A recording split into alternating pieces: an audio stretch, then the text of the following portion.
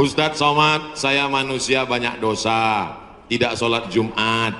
Kenapa nggak sholat Jumat?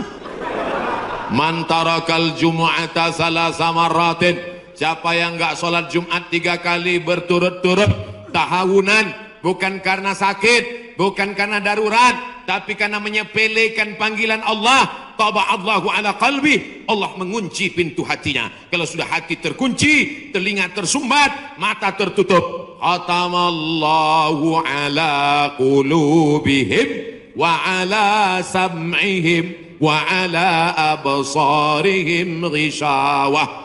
3 kali sholat Jumat kau tinggalkan, Allah mengunci pintu hatimu. Siapapun yang ceramah tak akan masuk ke telingamu. Na'udzubillah.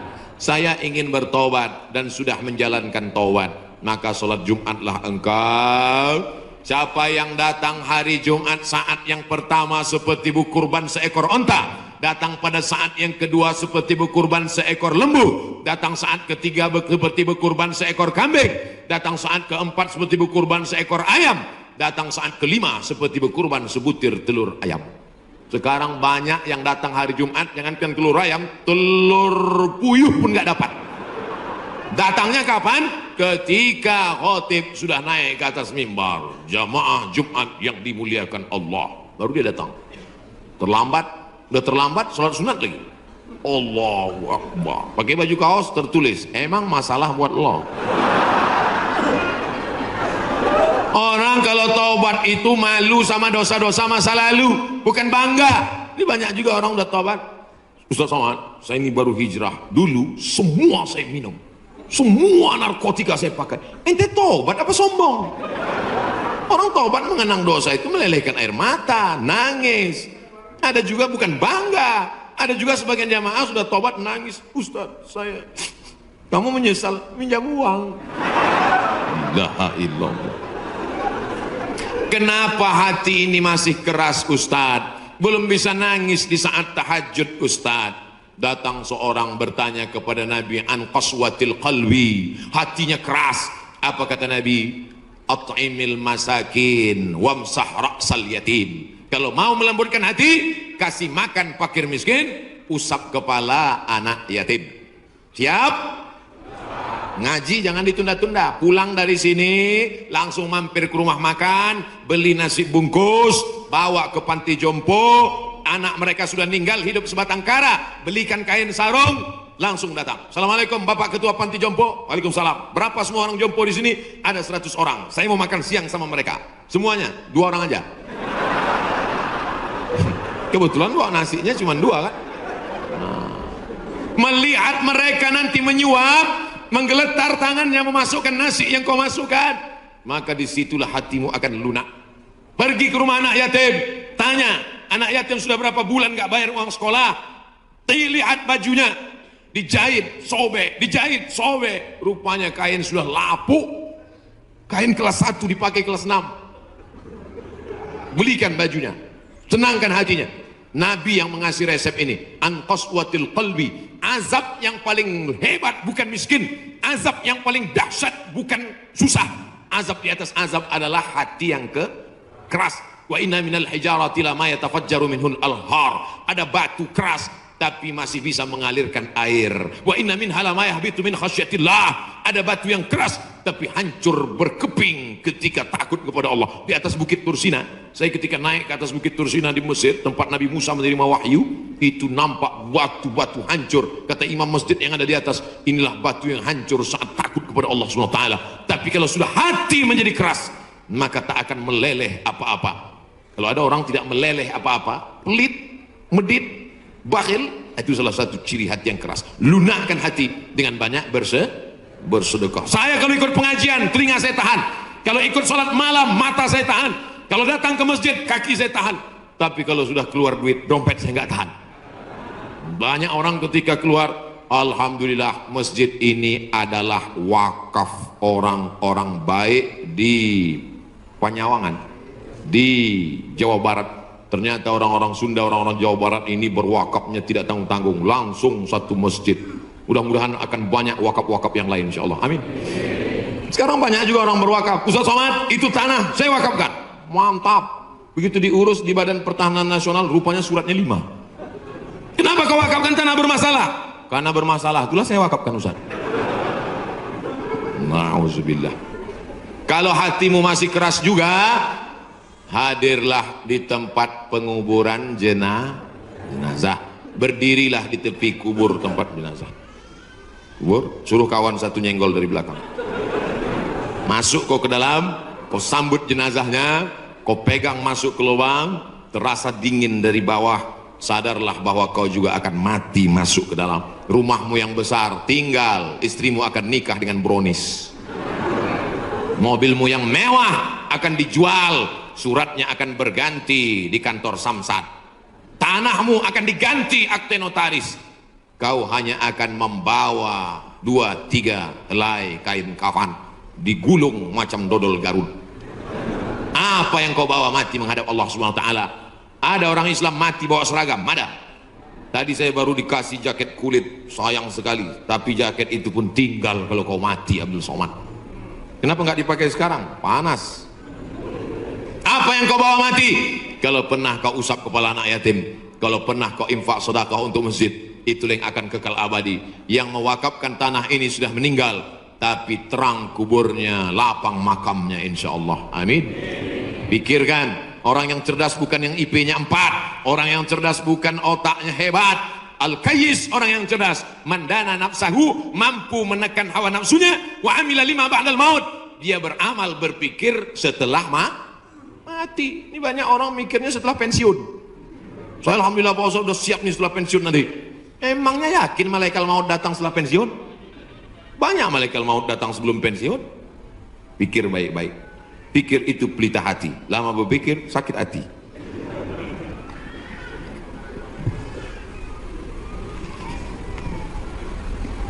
Bagaimana kita bisa membedakan musibah, cobaan, bencana, atau azab?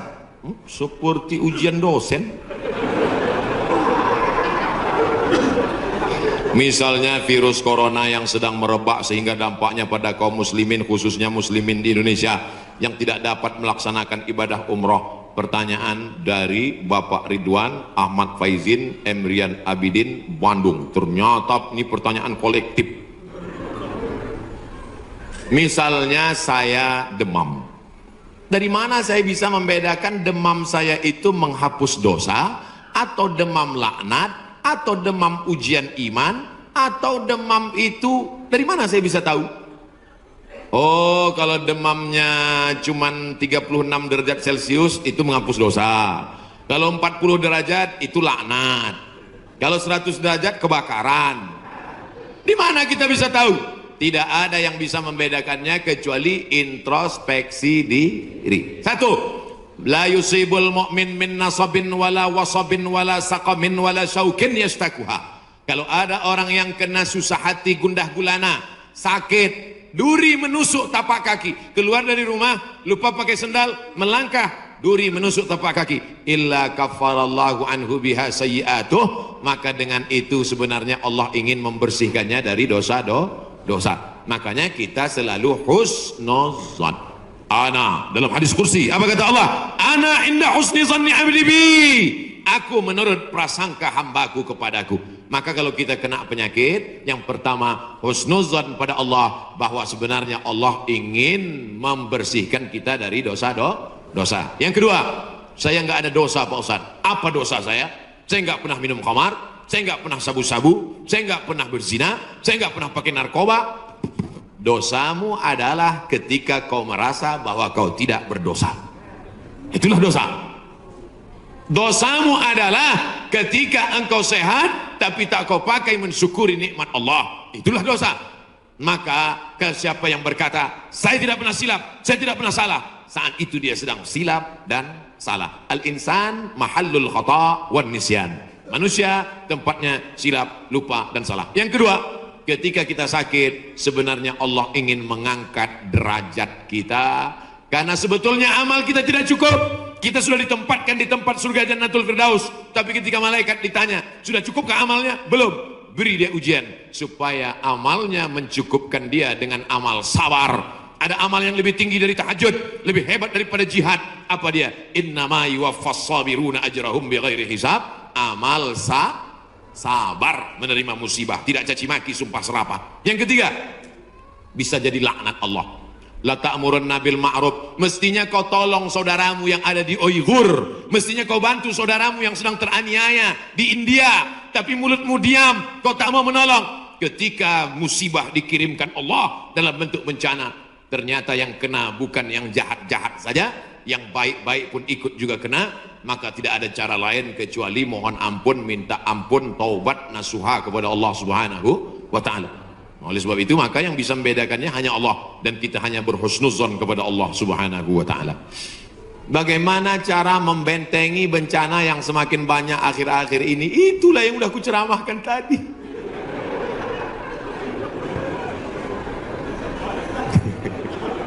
Itulah yang sudah kita bicarakan selama 1 jam 15 menit tadi, brother. Tadi saya yakin ini pertanyaannya dibuat sebelum ceramah.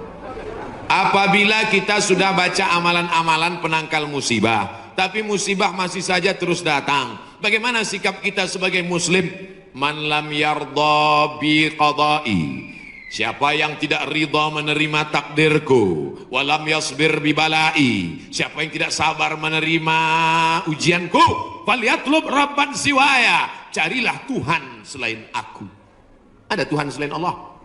La ilaha illallah. Maka kita tidak ada cara lain kecuali ridha, ikhlas, terima ketetapan Allah. Makanya ketika bangun pagi apa doanya? Raditu billahi rabba, aku ridha menerima Allah sebagai Rabb. Apapun yang kau beri aku terima ya Allah. Wabil islami dina, aku ridha Islam sebagai agamaku. Apapun perintah dan larangan Islam ku amalkan.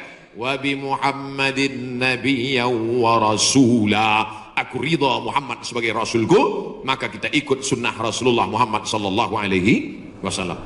Terjadi juga ridha. Tapi kalau terjadi karena kurang usaha, hukum sebab akibat. Sudah disimpan uang di dalam dompet, dompetnya dikunci, dompetnya dalam laci, lacinya dikunci, lacinya dalam lemari, lemarinya dikunci, lemarinya dalam kamar, kamarnya dikunci, kamarnya dalam rumah, rumahnya dikunci, rumahnya dalam komplek, kompleknya dikunci, hilang juga. Terus mau ngamuk. Tidak ada cara lain kecuali ridha kepada Allah. Tapi kalau punya sepeda motor nggak dikunci, malah berhenti, mesinnya hidup, kuncinya diletakkan, terus sibuk beli ngobrol, beli kangkung 2 ikat, ngobrolnya 2 jam. Ketika dilihat hilang. Terus ketika hilang suaminya nanya, mana motor kita? Ridho mas. Itu bukan ridho, goblok. Mohon maaf saya keceplosan. Oleh sebab itu maka tetap ada Ahlus Sunnah wal Jamaah mengajarkan kita ada namanya al-kasbu wal ikhtiar. Bahasa kitanya namanya usaha. Kalau pemerintah menyuruh pakai masker, usaha. Jangan tidak ikut. Suruh cuci tangan sering. Sebetulnya kita nggak perlu belajar masalah cuci tangan. Ada nggak ada virus kita tetap cuci tangan, betul? Subuh cuci tangan, zuhur cuci tangan, asar cuci tangan, maghrib cuci tangan, isya cuci tangan, tahajud cuci tangan, witir cuci tangan, duha cuci tangan. Orang Islam paling sering cuci tangan. Makanya saya heran kalau sampai anak-anak kita diajarkan, mama siapkan gayung sama sabun. Untuk apa nak? Hari cuci tangan internasional. Loh, kita nggak perlu diajari cuci tangan. Nanti takutnya 20 tahun akan datang ada lagi namanya hari cebok nasional. Dari 14 abad yang lalu kita sudah bersih, betul? Tidak akan ada bakteri bersarang di ujung-ujung jari kita karena kita paling sering cuci tangan. Tidak akan ada bakteri yang bersarang di ujung kuku kita karena kita paling potong kuku hari Jumat. Kalau seminggu tak akan mungkin kukunya panjang. Makanya Nabi berkata, azfaraka, kukumu kenapa panjang? Inna syaitana yaqudu ma tala minha, setan duduk di kuku yang panjang. Makanya pertama yang dijaga dalam Islam adalah kebersihan.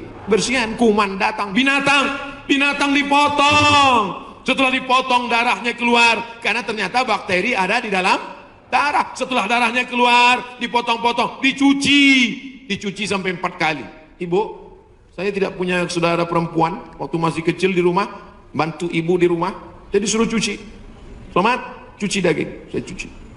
Kalau ayam 2 kali, kalau kambing 4 kali. Kenapa gitu mak? Ayam kakinya 2, kambing kakinya 4.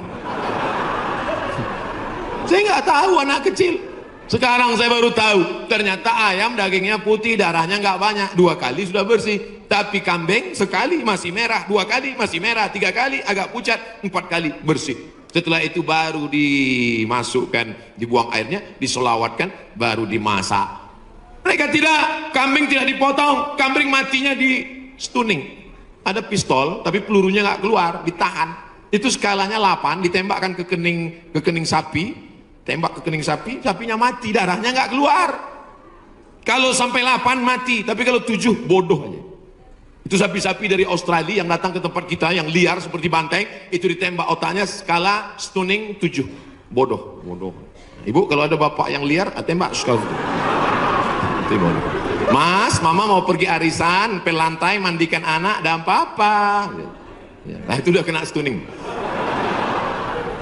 Jangan diamal.